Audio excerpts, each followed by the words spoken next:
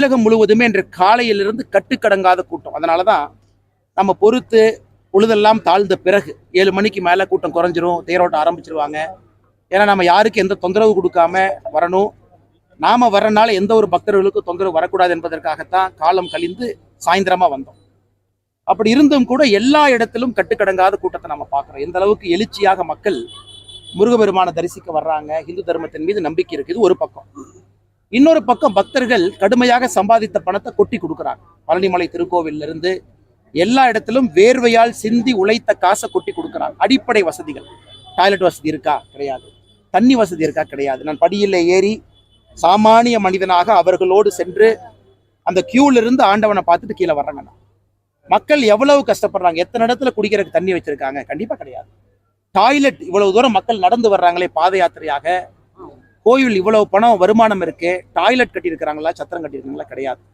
அதனால் இதெல்லாம் கூட மக்கள் பார்க்கிறாங்க. முதல்ல இருந்த மாதிரி இல்லை, மக்கள் கூட்டம் கூட்டமாக கோயிலுக்கு வர்றாங்க. மாநில அரசு இதை கவனத்தில் கொள்ளணும். அடுத்த ஆண்டுக்குள்ள போர்க்கால நடவடிக்கை எடுத்து இதெல்லாம் பேசிக் வசதி மக்களுக்கு செஞ்சு கொடுக்கணும். மேல பத்திரமா போயிட்டு வர்றதுக்கு இதை அரசு செய்ய வேண்டும் என்பது என்னுடைய தாழ்மையான வேண்டுகோள். ஒரு முருக பக்தனாக அடுத்த ஆண்டு தைப்பூசம், தை மாசத்துல பூச நட்சத்திரத்துல தைப்பூசம் வரும்பொழுது அட்லீஸ்ட் பக்தாதிகள் இதை விட இன்னொரு 10% இம்ப்ரூவ்மெண்ட் ஆயிருக்குன்னு சொல்ற அளவுக்கு இந்த மாநில அரசு நடந்து கொள்ள வேண்டும். கேளுங்கண்ணா.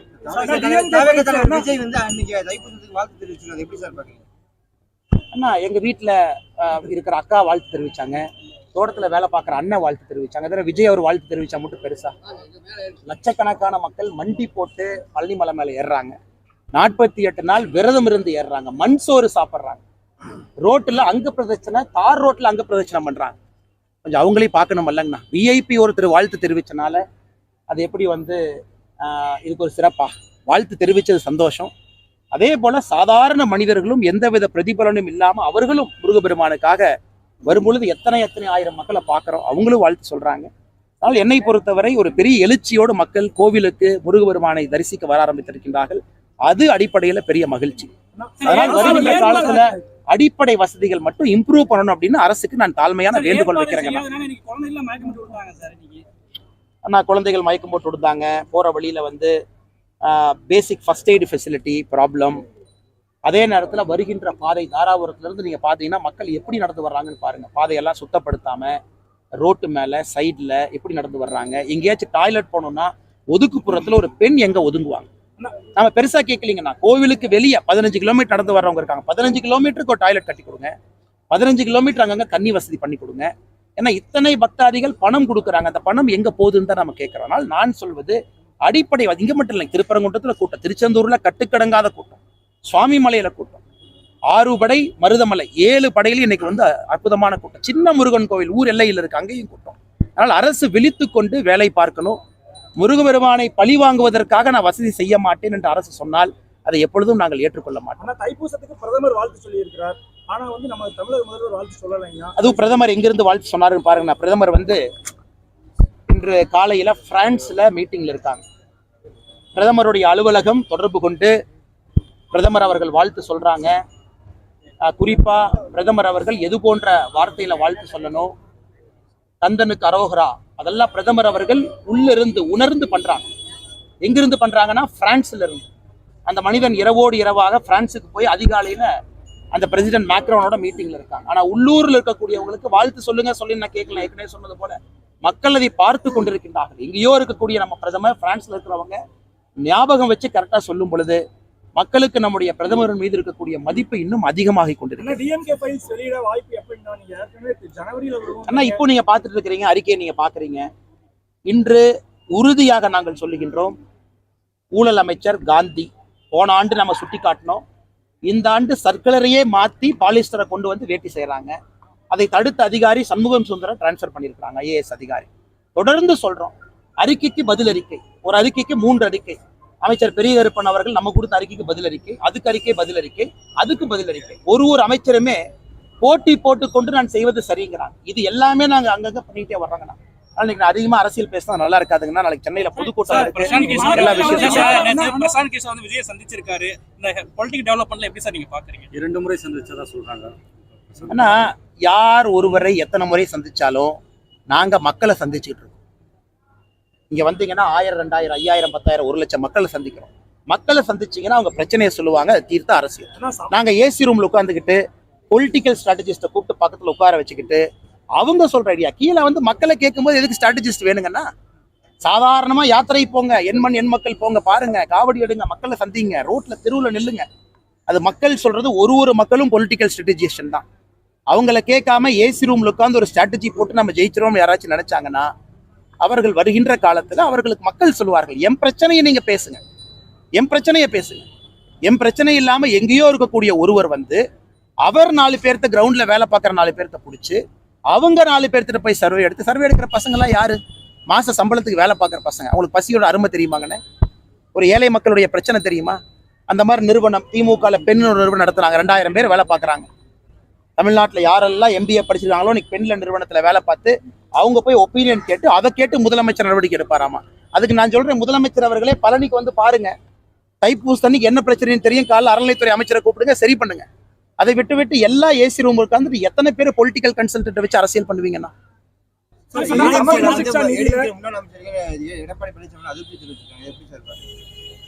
நான் என்னென்ன கருத்து சொல்லணும்?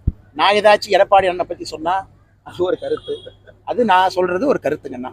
இதுல உட்கட்சி பிரச்சனையை பற்றி நான் கருத்து சொல்வது சரியாக இருக்காதுங்கன்னா, அவங்களுடைய பிரச்சனை, அது அவர்களுடைய கட்சி, அவர்கள் அந்த முடிவு எடுக்கணுங்கண்ணா.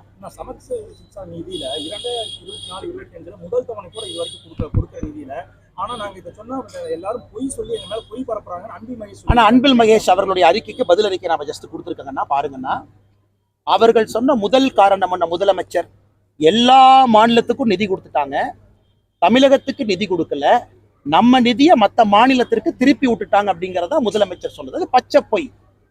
இந்த ஆண்டு எல்லா மாநிலத்துக்கும் நிதி கொடுக்கல, சில மாநிலங்களுக்கு மட்டும்தான் முதல் தவணை நிதி போயிருக்கு, சில மாநிலத்துக்கு முதல் தவணையும் போகல. ஆனால் முதலமைச்சர் அவர்கள் எல்லா மாநிலத்துக்கு கொடுத்துட்டாங்க, தமிழ்நாட்டுக்கு கொடுக்க வேண்டிய நிதியை மடைமாற்றம் செய்து விட்டார்கள் சொன்னது பச்சை பொய். முதலமைச்சருக்கு நாங்கள் பதில் சொன்ன பிறகு இன்னைக்கு அன்பில் மகேஷ் பொய்யாமொழி அவர்கள் வந்து அவர் ஒரு கருத்து சொல்றாங்க, அதுக்கு நாங்க பதில் சொல்லிடுவோம். உங்களுக்கு நிதி வேண்டுமா வாங்க, நானும் கூட வர்றேன், போய் எவ்வளவு வேணுமோ வாங்கிட்டு வர்றேன், அது பாயிண்ட் கிடையாதுங்க. PM ஸ்ரீ பள்ளிக்கூடத்தை அலோ பண்ற நீங்க கையெழுத்து போட்டீங்களா இல்லையா? போட்டீங்க, ஏன் அலோ பண்ணல? PM ஸ்ரீ பள்ளிக்கும் சமகர சிக்ஷா நிதிக்கும் சம்பந்தம் இல்லைங்கண்ணா. ஆனா இவங்க இரண்டையும் கலந்து பேசி தமிழகத்தை மட்டும் மத்திய அரசு வஞ்சிக்கின்றார்கள் என்று சொல்வதுதான் பச்சைப்பை என்பதைத்தான் தொடர்ந்து நாங்கள் சொல்லிக் கொண்டிருக்கிறோம். டாஸ்மாக் ஊழியர்கள் வந்து கைது பண்ணியிருக்காங்க. போன ஆட்சி வர்றதுக்கு முன்னாடி திமுக அரசு என்ன சொல்லுச்சுன்னா, அரசு நிறுவனம் சம்பந்தமான ஒப்பந்த பணியாளர்களை வந்து நாங்க வந்து அரசு வேலைக்கு எடுப்பதற்கு நாங்க பரிசீலனை பண்றோம்ன்றாங்க.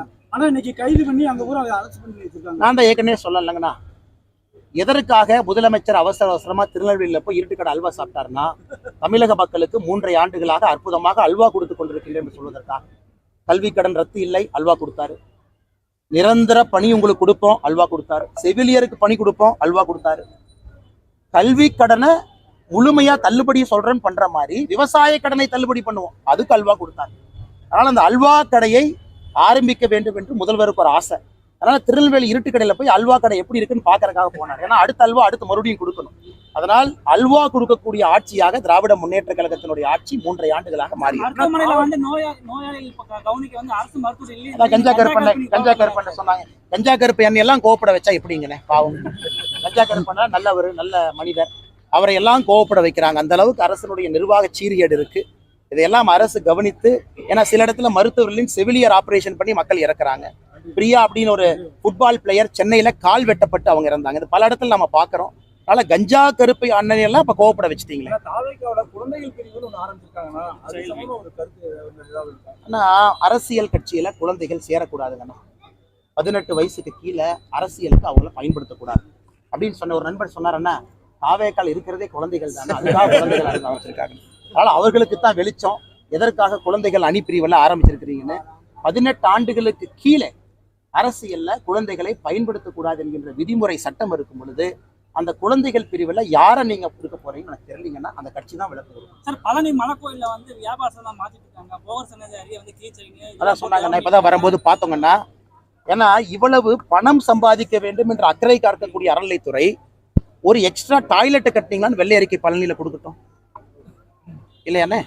இவ்வளவு தூரம் பணம் சம்பாதிக்க கடையை மேல போடுறேன், கீழே போடுறேன், சைட்ல போடுறேன், போடுங்க. அதனால வரக்கூடிய வருமானத்தை வச்சு 4 பேர்த்துக்கு நல்லது பண்ணீங்கன்னா அந்த சங்கடத்தை நாம ஏத்துக்கலாம். அதுவும் செய்யாம சங்கடப்படுத்தினா எப்படி என்பதுதான் மக்கள் கேட்கக்கூடிய கேள்வி. சரி, இன்னைக்கு வந்து கடைசி கேள்வி. பஞ்சாப் அண்ணா ஃபர்ஸ்ட் கேள்வி கேட்கறேன். அமைச்சர் சேகர் பாபு வந்து அடிப்படை வசதி எல்லாம் செஞ்சு தர அப்படின்னாருங்க.